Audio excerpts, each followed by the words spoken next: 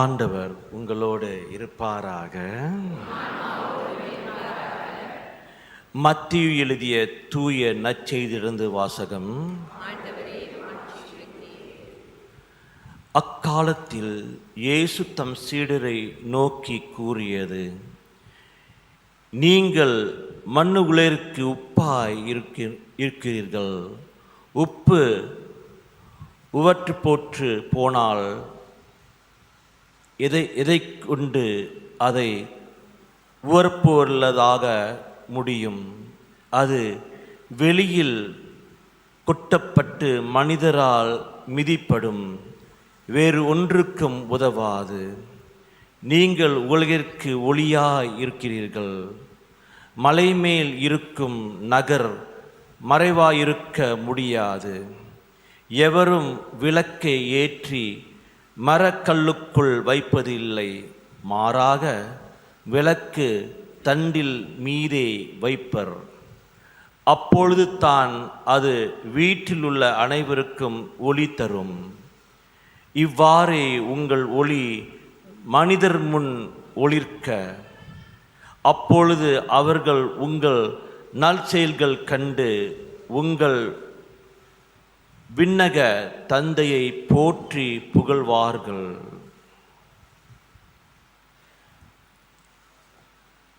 ஆண்டவரின் அருள்வாக்கு.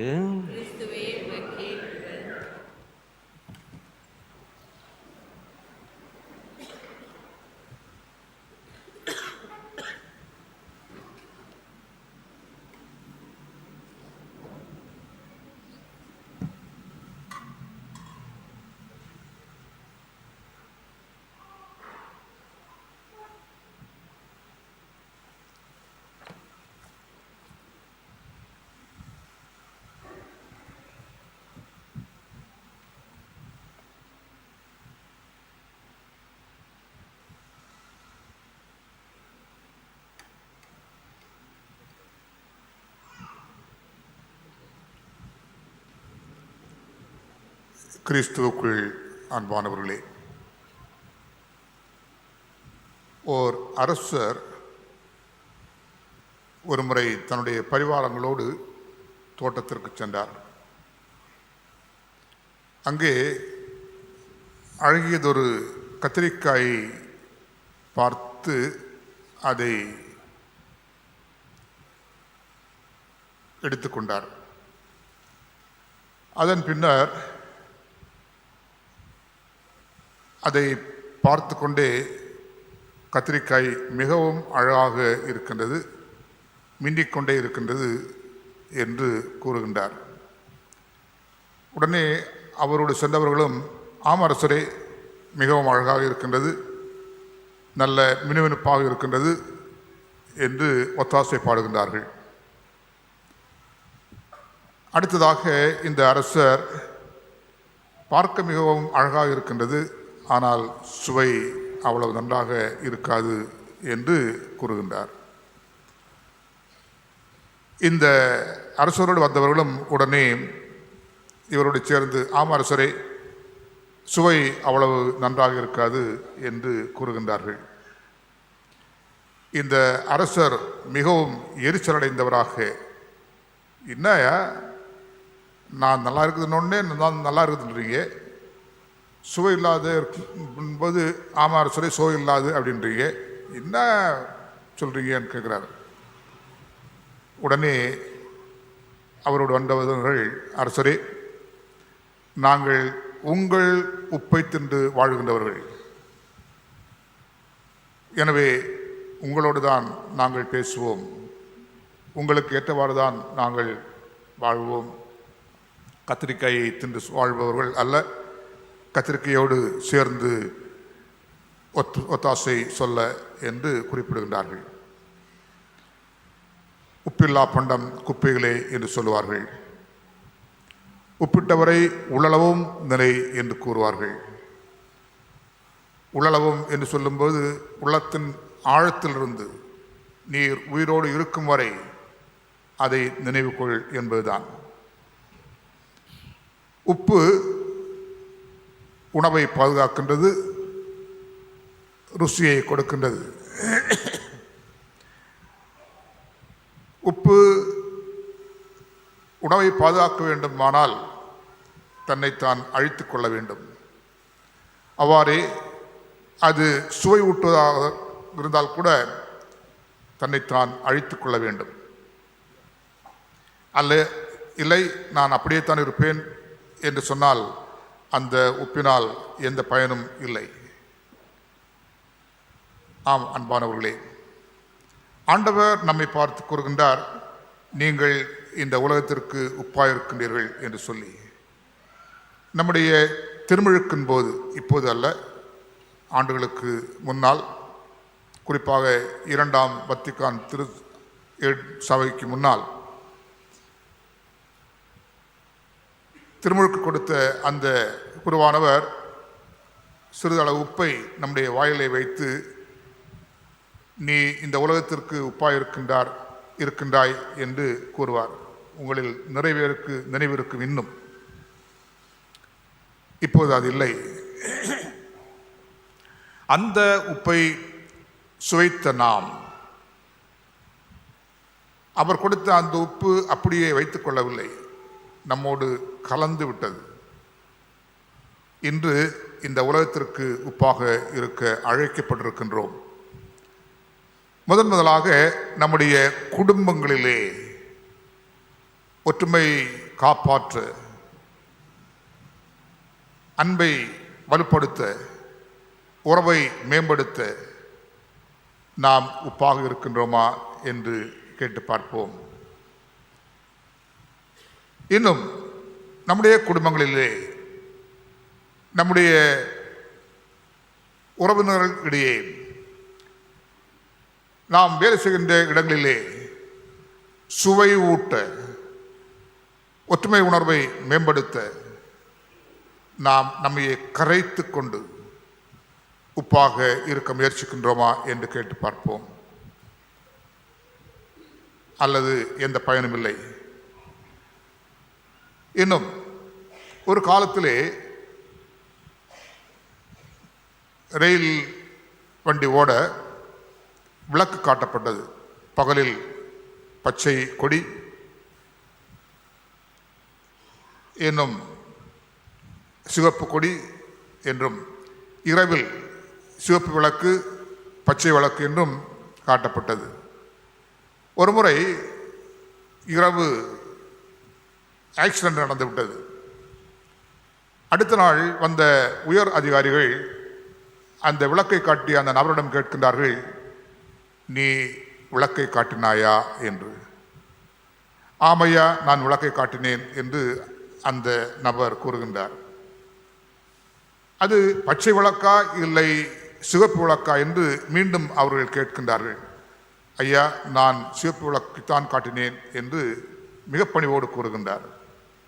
அப்படியானால் எப்படி இந்த விபத்து நடந்தது என்று அந்த உயர் அதிகாரிகள் அந்த நபரை பார்த்து கேட்கின்றார்கள். அதுதான் ஐயா, எனக்கு தெரியவில்லை என்று மிக பணிவோடு சொல்லுகின்றார். அவர்கள் கேட்க மறந்துவிட்ட ஒரு கேள்வி என்னவென்றால், அந்த விளக்கு எரிந்து கொண்டிருந்ததா என்று சொல்லி. ஆம், அவர் விளக்கை காட்டினார், உண்மைதான். அதே வேளையில் அணைந்து போயிருந்தது அந்த விளக்கு. நாம் திருமுழுக்கின் போது கிறிஸ்து ஒளியை பெற்றுக்கொள்ளுங்கள், இதை அணையாமல் பாதுகாத்துக் கொள்ளுங்கள், ஆண்டவர் கிறிஸ்து சகல தூதர்களோடும் புனிதர்களோடும் வரும் வரை இதை நீங்கள் பாதுகாத்து உங்களோடு எடுத்துச் செல்லுங்கள் என்று சொல்லி திருமுழுக்கு கொடுத்த அந்த குருவானவர் நமக்கு சொல்லுகின்றார். அந்த விளக்கு நம்மில் இருந்து கொண்டே இருக்க வேண்டும். குருடனுக்கு குருடன் வழிகாட்ட முடியாது என்று சொல்லி ஆண்டவர் கூறுகின்றார். நாம் மிக அழகாக மற்றவர்களுக்கு வழிகாட்டுதல், மற்றவர்களுக்கு நம்மால் இயன்றதற்கு மேலாக அறிவுரைகள் சொல்வோம். ஆனால் நாம் நம்மையே மாற்றிக்கொண்டு மற்றவர்களுக்கு எடுத்துக்காட்டான ஒரு வாழ்க்கை வாழ்ந்து ஒளியின் மக்களாக வாழ்ந்து கொண்டிருக்கின்றோமா என்று கேட்டு பார்க்க வேண்டும். முதல் வாசகத்திலே எசையா இறைவாக்கினர் சொன்ன வார்த்தைகளை நாம் கேட்டோம். பசித்தோருக்கு உங்கள் உணர்வை பகிர்ந்து கொடுப்பதும், தங்க இடமில்லா வறியோரை உங்கள் இல்லத்திற்கு அழைத்து வருவதும், உடையற்றோரை காணும்போது அவர்களுக்கு உடுக்க கொடுப்பதும், உங்கள் இனத்தாருக்கு உங்களை மறைத்து கொள்ளாதிருப்பதும் அன்றோ நான் விரும்பும் நோன்பு. அப்பொழுது உன் ஒளி விடியல் போல் ஒளிரும் எழும், விரைவில் உனக்கு நலமான வாழ்வு துளிர்க்கும் என்று கூறுகின்றார். எந்த அளவுக்கு நாம் இப்படிப்பட்ட அந்த செயல்களை செய்து நம்மை இந்த உலகத்திற்கு ஒளியின் மக்கள் என நிரூபிக்க முயற்சிக்கின்றோமோ அந்த அளவுக்கு நம்முடைய வாழ்க்கை மேம்படும். ஒளியின் மக்களாக நம்மை காட்ட முடியும். முதலாவதாக, ஒரு முறை உப்பால் செய்யப்பட்ட ஒரு பொம்மை தான் யார் என்பதை மறந்துவிட்ட நிலையில் அலைந்து கொண்டே இருக்கின்றது. யாரும் சரியான பதில் சொல்லவில்லை. கடைசியாக கடற்கரையில் சோர்ந்த வண்ணமாக நின்று கொண்டிருக்கின்றது. இப்போது அந்த கடல் அந்த உப்பு பொம்மையை பார்த்து ஏன் இவ்வளவு சோகமாக இருக்கின்றாய், என்ன நடந்தது என்று பரிவோடு கேட்கின்றது. இந்த உப்பு பொம்மை என்ன சொல்ல, நான் யார் என்றதை நானே மறந்துட்டேன். எத்தனை பேரை கேட்டேன், நான் யாரும் சொல்ல மாட்டேங்கிறாங்க என்று பதில் சொல்லுகின்றது. உடனே இந்த கடல், எதை பற்றியுமே கவலைப்படாதே, நீ எனக்குள் வா, என்னில் இறங்கு, நான் யார் என்பதை நீ யார் என்பதை நான் உனக்கு சொல்லுகிறேன் என்று கூறுகின்றது. உடனே இந்த உப்பு பொம்மையும் ஏன் எதற்கு என்று கேட்காமலே கடலுக்குள் இறங்கிவிட்டது. அதன் பின் என்ன நடந்திருக்கும் என்பதை நீங்களே நினைத்து பாருங்கள். ஆம் அன்புக்குரியவர்களே, நீங்கள் இந்த உலகத்திற்கு உப்பாயிருக்கின்றீர்கள் என்பதை உணர்ந்து அதன் வழி வாழ வேண்டுமேயானால் கிறிஸ்துவுக்குள் உங்கள் வாழ்க்கையை தொடங்க வேண்டும். புனித பவுல் ஓரிடத்திலே கூறுகின்றார், கிறிஸ்துவுக்குள் வாழ்கின்ற ஒவ்வொருவரும் புதிய படைப்பு என்று சொல்லி. புத்தாண்டை தொடங்கும் போது நாம் புத்தாடைகளோடு மிக அழகாக தென்படுவோம், மிக விமரிசையாக புத்தாண்டை கொண்டாடுவோம். ஆனால் நம்முடைய உள்ளங்கள் புதைப்படைப்பாக இந்த விழாவை கொண்டாட நாம் தயாரித்து கொண்டவர்களாக முன்னுக்கு வந்திருக்கின்றோம் என்று கேட்டு பார்த்தால் அதுதான் இல்லை என்று சொல்ல வேண்டும். ஆண்டவர் கூறுகின்றார், நான் விரும்புகின்ற நோன்பு எப்படிப்பட்டது என்று. அதை நாம் 2 முறை வாசிக்க கேட்டோம். 18ஆம் தேதியிலிருந்து நாம் இரக்கத்தின் காலத்தை கொண்டாடவிருக்கின்றோம், அருளின் காலத்தை கொண்டாடவிருக்கின்றோம், தவக்காலத்தை கொண்டாடவிருக்கின்றோம். இந்த அருளின் காலத்திலே, இரக்கத்தின் காலத்திலே, தவக்காலத்திலே நாம் நோன்பிருக்க நாம் அழைக்கப்படுகின்றோம். அந்த நோன்பு என்பது உணவை குறைப்பது அல்ல, ஆண்டவரோடு உள்ள உறவை வலுப்படுத்த நம்மையே வருத்தி கொள்வதாகும். அவ்வாறு வருத்தி கொள்ளும் போது வருகின்ற அனைத்திலையும் இருந்தும் நாம் ஆண்டவருக்கு நன்றி கூறி மற்றவர்களுக்கு உதவிகள் செய்ய முடியும். அந்த நோன்பைத்தான் ஆண்டவர் விரும்புகின்றார். உங்களுக்கு எல்லாருக்கும் KFC என்றால் தெரியும், விரும்பி சாப்பிடுகிறீர்கள். அந்த KFC சாப்பிடுவதனால் விற்கின்றவர் பெரியவராகின்றார், பணக்காரராகின்றார். நீங்கள் உங்கள் உடலை கெடுத்துக் கொள்கின்றீர்கள், மருத்துவரும் வசதி படைத்தவராக மாறுகின்றார். அதே வேளையில் PFC என்று ஒன்று இருக்கின்றது. அதை நீங்கள் சாப்பிடுவதாக இருந்தால் உங்கள் வாழ்வு மேம்படும், உங்களோடு இருக்கின்றவர்களும் சிறப்பாக வாழ முடியும். முதல் பி, பிரேயர், ஜெப வாழ்வு. ஜெப வாழ்வு என்பது நாம் ஆலயத்திற்கு வந்து, ஆண்டவரே எனக்கு அதை கொடு, இதை கொடு, என் மனைவியை காப்பாற்று, என்னுடைய கணவரை காப்பாற்று, என்னுடைய பிள்ளைகளை காப்பாற்று, எனக்கு நிலத்தை வாங்கி கொடு, வீடு கட்டி கொடு என்று கேட்பதல்ல. பிச்சைக்காரர்களைப் போல ஆண்டவர் நம்முடைய தேவைகள் அனைத்தையும் உணர்ந்து கொண்டு முதலாவதாகவே நமக்கு தருகின்றார். எனவே ஒவ்வொரு நொடியும் ஆண்டவருக்கு நன்றி கூற நாம் கடமைப்பட்டுள்ளோம். அவ்வாறு நன்றி கூற கடமை முயன்றால் நம்முடைய வாழ்க்கை பிச்சைக்கார வாழ்க்கையாக இருக்காது. அவ்வாறே ஆண்டவர் கூறுகின்றார், நான் திராட்சை கொடி, நீங்கள் அதனுடைய கிளைகள், ஒருவன் என்னில் நிலைத்திருந்தால் அன்றி அவனால் நிறைந்த பலன் தர முடியாது என்று சொல்லி, ஜெப வாழ்வின் மூலம் ஆண்டவரில் இருக்கும்போது நாம் உண்மையிலேயே பசித்திருப்போருக்கு உணவை பகிர்ந்து கொடுக்க முடியும். தங்க இடமில்லாத வறியோருக்கு நாம் இடத்தை காட்ட முடியும். உடையற்றோரை காணும்போது அவர்களுக்கு உடுக்க கொடுக்க முடியும். நாம் ஒளியின் மக்களாக வாழ முடியும். இன்னும் ஜெபம் என்பது ஜெபமாலை உருட்டுவதோ, திருப்பலி காண்பதோ அல்ல. திருப்பலி அனைத்திற்கும் மேலான ஒரு கொண்டாட்டம். அதை நாம் கொண்டாட வேண்டும். நம்முடைய பிள்ளைகளுடைய பிறந்த நாளை, நம்முடைய திருமண நாளை, அல்லது வீட்டிலே ஒரு குறிப்பான ஒரு நாளை கொண்டாடும் போது நாம் எந்த அளவுக்கு முயற்சி எடுத்து அதை கொண்டாடுகின்றோம் என்பது நமக்கு தெரியும். இவை அனைத்தையும் விட மேலானது இந்த திருப்பலி. இந்த திருப்பலி கொண்டாட்டத்திலே நாம் எந்த அளவுக்கு பங்கேற்று ஜெபிக்கின்றோம் என்பதுதான் கேள்விக்குறி. எஸ்ஐயா இறைவாக்குனர் வழியாக ஆண்டவர் கூறுகின்றார், நீங்கள் உங்கள் உதடுகளால் என்னை புகழ்கின்றீர்கள், ஆனால் உங்கள் உள்ளமோ எங்கோ இருந்து கொண்டிருக்கின்றது. இங்கு இருக்கின்ற ஒவ்வொருவரும் உங்களுடைய உள்ளத்தை தொட்டு கேளுங்கள். நான் உண்மையிலேயே இங்கே இருந்து ஆண்டவரோடு உள்ள உறவை வலுப்படுத்த முயற்சிக்கின்றனா, இல்லை வீட்டில் இருக்கின்ற பசுமாடுகள் அல்லது மனைவி, கணவர், பிள்ளைகள் இவைகளை பற்றி சிந்தித்துக் கொண்டிருக்கின்றோமா?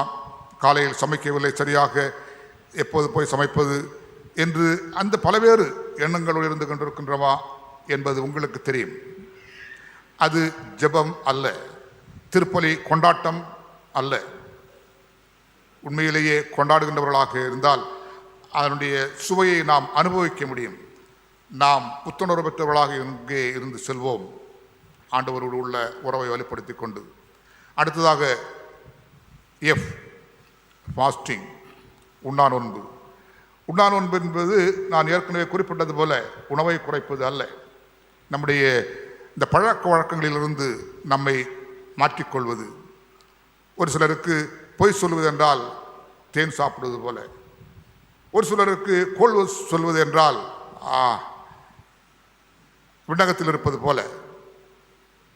இப்படிப்பட்ட செயல்களிலிருந்து நாம் விடுபட வேண்டும். மற்றவர்களை ஏமாற்றுவது, சுயநலம் கொண்டவர்களாக வாழ்வது, இவைகளிலிருந்து நாம் விடுபட வேண்டும். அதுதான் உண்மையான நோன்பு. இந்த நோன்பை நாம் எப்போதுமே பயன்படுத்தி கொள்ள மாட்டோம். நான் சாப்பிடுவதை குறைச்சிட்டேன் ஃபாதர், காலையில் ஒரு தடவை தான் சாப்பிடுவேன் ஃபாதர், மத்தியானம் சாப்பிட மாட்டேன் ஃபாதர், சாயங்காலம் சாப்பிட மாட்டேன் ஃபாதர். ஓகே, அது நோன்பு அல்ல. ஒரு சிலருக்கு ஃபோன் கையில் இருந்தால் போதும், இந்த உலகமே மறந்து போவார்கள். ஒரு சிலருக்கு டிவி முன்னால் உட்கார்ந்தால் போதும், இந்த உலகத்தையே மறந்து விடுவார்கள். இவைகளிலிருந்து நாம் வர வேண்டும் பின்னுக்கு. அதுதான் உண்மையான நோன்பு. ஜெபத்தின் வழியாக ஆண்டவரோடு உள்ள உறவை வலுப்படுத்துகின்றோம். ஜெபத்தின் வழி, ஃபாஸ்டிங் வழியாக, நோன்பு வழியாக நம்மை நாம் வருத்தி கொண்டு ஆண்டவரோடு உள்ள உறவை இன்னும் வலுப்படுத்திக் கொள்ளுகின்றோம். கடைசியாக பிறரன்பு பணிகள், சேரிட்டி, அதுதான் PFC என்பது. இந்த சேரிட்டி வழியாக மற்றவர்களோடு உள்ள உறவை நாம் வலுப்படுத்திக் கொள்கின்றோம், மற்றவர்களுக்கும் நாம் உதவி செய்கின்றோம் என்பதுதான். அப்போது நம்முடைய உண்மை வாழ்வு என்பது உப்பாக ஒளியாக இருக்க முடியும்.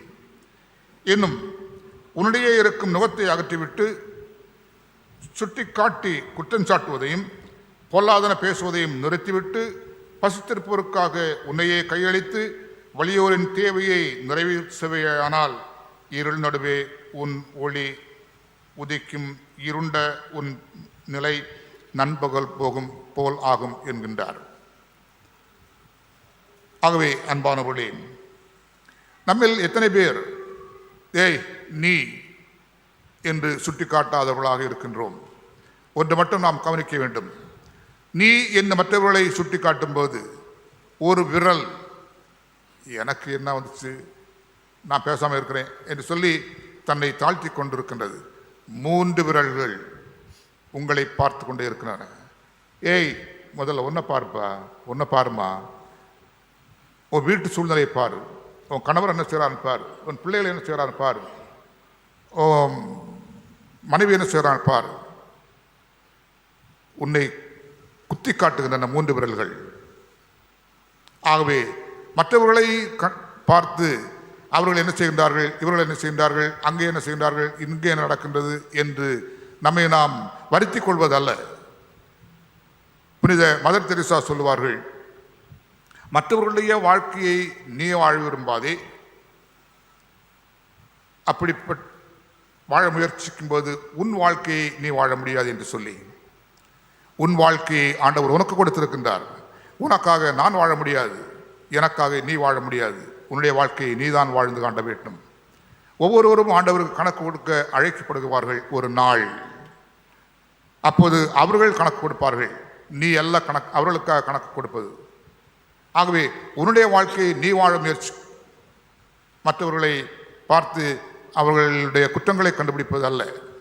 அவ்வாறு நீ கூற முயற்சிக்கும் போது நீ உன்னையே வெளிப்படுத்திக் கொள்வாய் என்று உளவியல் வல்லுநர்கள் கூறுகின்றார்கள்.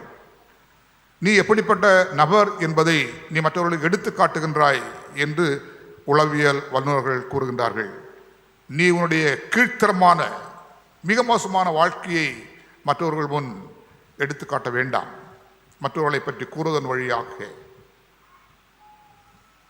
ஆங்கிலத்திலே சொல்வார்கள், don't put your dirty linen in front of people என்று சொல்லி, அதைத்தான் நாம் மற்றவர்களை பற்றி கூறும்போது செய்கின்ற இழிநிலை.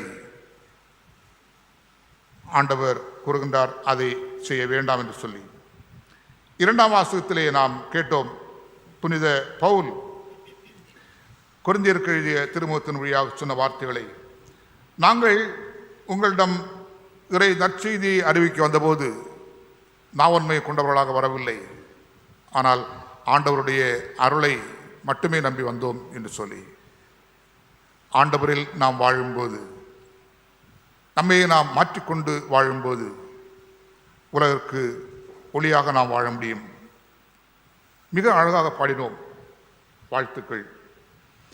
ஆண்டவருக்கு அஞ்சுவோர் இருளில் ஒளியென மிளிர்வர் என்று சொல்லி, இருளில் ஒளியென அவர்கள் நேர்மையுள்ளவர்களையே மிளிர்வர், அருளும் இரக்கமும் நீதியும் உள்ளோராய் இருப்பர், மனமிறங்கி கடன் கொடுக்கும் மனிதர் நன்மை அடைவர், அவர்கள் தம் அலுவல்களில் நீதியுடன் செயல்படுவர் என்று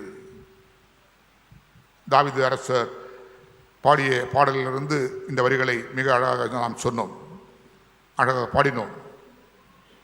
அதே வேளையில் நாம் அதை உள்வாங்கிக் கொண்டவர்களாக வாழ முயற்சிக்கின்றோமா என்பதையும் இந்த நேரத்திலே கேட்டு பார்ப்போம். உண்மையிலேயே உலகிற்கு ஒளியாக உப்பாக இருக்க வேண்டுமேயானால் நம்மை நாம் உருமாற்றிக்கொள்ள வேண்டும்.